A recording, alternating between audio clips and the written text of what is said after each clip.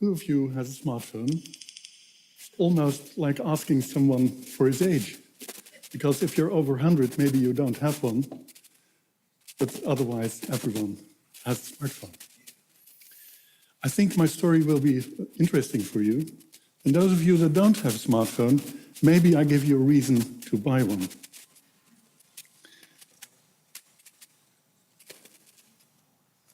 It's about energy that I'm talking to you. It's not all that technical that I was introduced for. But I will show you an entirely new way to use your smartphone, to capture the early warning signals of your body and to use signals to stimulate those cells that need it, that are a little bit sluggish. But before I show you how this is done, I tell you how this is possible. Well, I have my office in Arnhem, and I only have to walk 100 yards, and I am in the park of Sonsberg, a beautiful city park. It's situated on a hill, and from there you have a view of Arnhem. And at a beautiful spot, there is a monument. And when you climb the stairs to that monument, you are standing face to face with the great Nobel Prize-winning physicists. You see their names in stone, almost for eternity, like the laws of nature that they discovered. You see the figures of Planck, Bohr, Maxwell, Einstein, but the central figure of this monument is Lorentz. And thanks to Lorentz, we can build electro engines. We can compute with which force the magnetic field pulls at electrons. And that's happening to us all the time because there are so many waves in this room. They're pulling at the electrons and influencing us. We just don't hear it, we don't notice it. I wonder when I sit there, and I'm full of admiration. I wonder why these great discoveries of these scientists haven't been used in a very important field, in the field of healthcare. Why don't we use electromagnetism to stimulate our body to heal? Why don't we use all sorts of electromagnetic waves to support our body?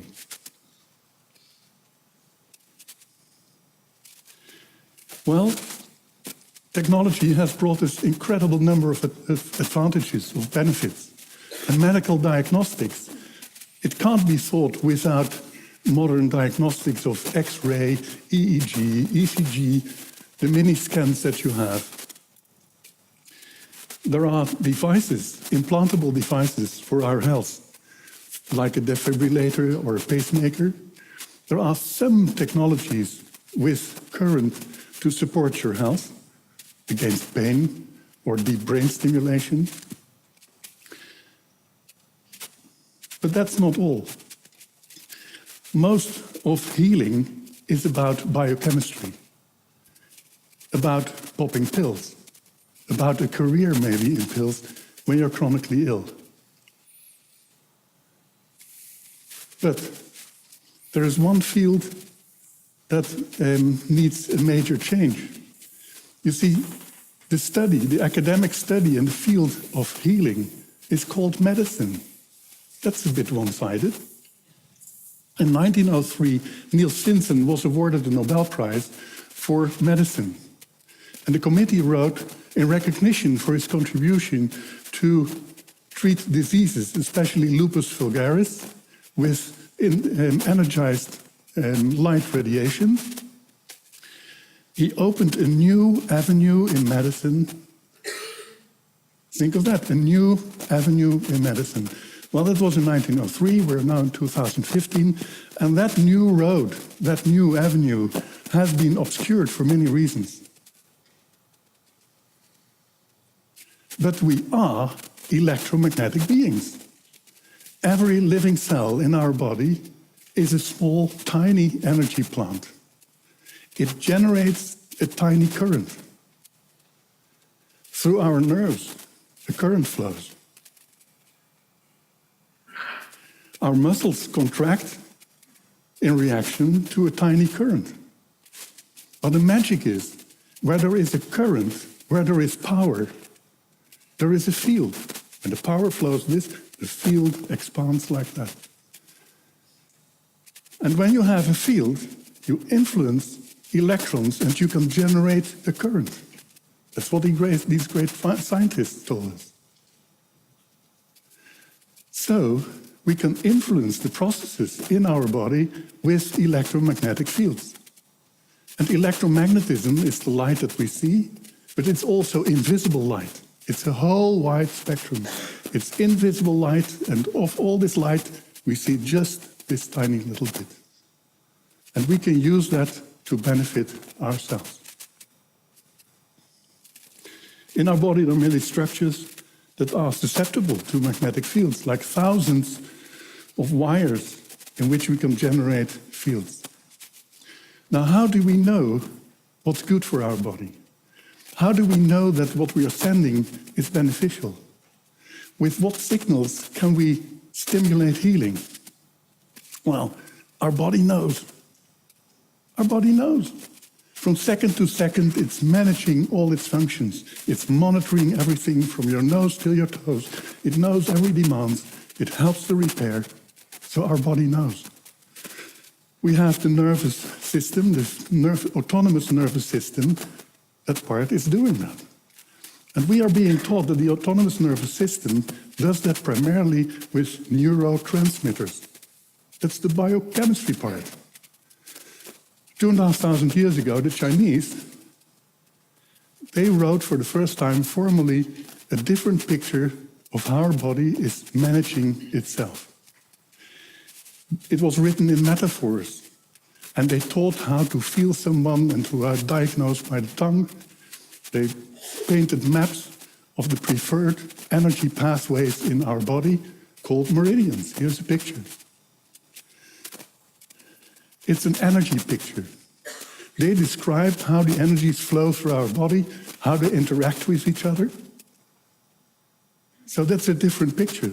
And thanks to a lot of research, we can now measure these currents in our body reliably, accurately. And every change in these measurements has a meaning. Now, being an electromagnetic being, we can influence that. With signals, we can, when the energy is too much or when it is too low, we can sedate it or we can stimulate it, and we can retune our body. Now, you can't use just any signal, not any wavelength. You need a wavelength that is addressing the cells that need it. You need to be able to transfer energy with your smartphone and the small device to the cells that need it. And when you do that, the patient doesn't say, or yourself doesn't say, ouch. No, you feel a tingling or relaxation or pain dissipates. Or those people that don't feel anything, usually a couple of days or hours later, they notice, hey, that complaint disappeared.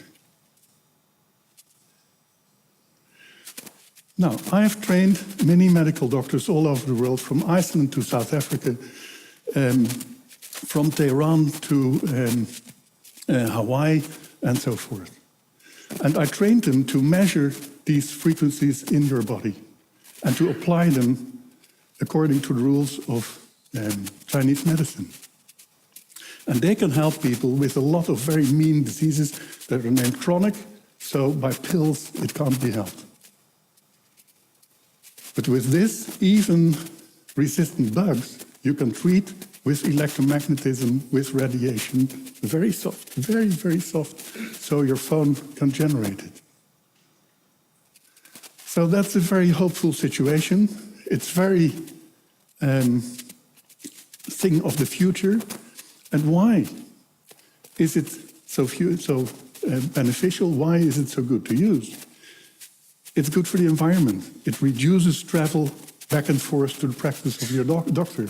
We have no production cost. It doesn't pollute. You have the technology to apply this to you and to link yourself to the doctor in case you have questions. And when you go to the doctor, this is how a measurement looks.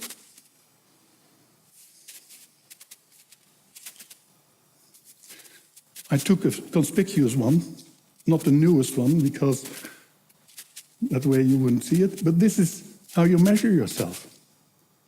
And it's sent to your smartphone, and then you see results. And from this feedback, you learn the language of your body. Oops. From that, you learn the language of your body. And it tells you which meridian is the weakest. It tells you how your mood changes and how you felt changes with your meridians. So you learn which behavior is bad for a particular function. And it even shows you how to change your behavior, your mood, your thoughts. It shows gymnastics, exercise. And you can stimulate yourself because it shows you the places where to hold it depending on your energy profile that you just measured. And your smartphone is doing that job by generating the signals. So the central point of my talk is it's very optimistic. We can use this envisioned pathway more than 100 years ago, now that we all have a smartphone. It makes you, to a large extent, independent, able to manage your own health and that of your kids and spouses and loved ones. If you need help, you go to the medical doctor who knows about meridians and systems like these. So that's my vision for the future, to build a network where professional people back up the people that have a smartphone and would like to use these small devices to support themselves. Thank you.